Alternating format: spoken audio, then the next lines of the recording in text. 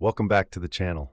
A modern ship is a complex machine monitored by hundreds of sensors tracking temperature, pressure, levels, and speed across every vital system. If anything goes wrong, a pump overheats, an oil level drops, or a fire is detected, the crew needs to know instantly and clearly. This is the crucial role of the Alarm Annunciation Panel, the ship's centralized warning system.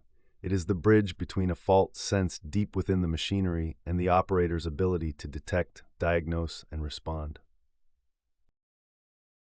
The panel is typically a prominent visual display, often located in the engine control room or on the navigation bridge. Historically, these panels were composed of dozens or even hundreds of small windows with backlight lamps or LEDs, each engraved with the name of a specific alarm point, such as main engine jacket water high temp or bilge well high level.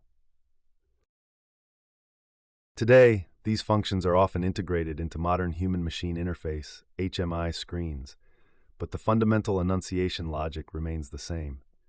The working principle of the panel follows a precise, standardized sequence mandated by maritime regulations. This sequence has three key stages known as the DDR sequence: detect, diagnose, respond. Stage 1, detection.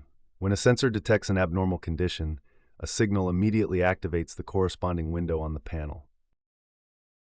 Visually, the alarm window typically starts flashing brightly in red for an emergency, or yellow-amber for a caution. Simultaneously, a loud audible alarm or buzzer sounds throughout the control area to ensure the condition is noticed, pulling the operator's attention immediately from their primary task. Stage 2, diagnosis, acknowledgement. The first action the operator must take is to acknowledge the alarm, usually by pressing a dedicated accept or acknowledge button. This action silences the audible alarm, muting the buzzer, but the visual indication remains.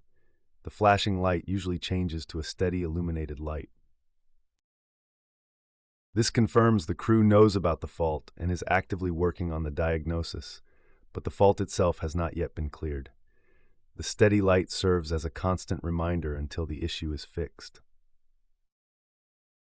Stage 3, response and reset. After the operator diagnoses the fault, they take corrective action, perhaps starting a standby pump or cooling down an engine. Once the abnormal physical condition is returned to normal, the sensor clears and the light on the panel goes out. The operator then presses a reset button, which clears the visual indication and prepares the alarm channel to monitor for the next fault. The most important rule is that an alarm can only be reset once the original cause is rectified. If you found this video helpful, please give us a thumbs up, hit the notification bell, comment, like, share, and subscribe for more insights. Thank you.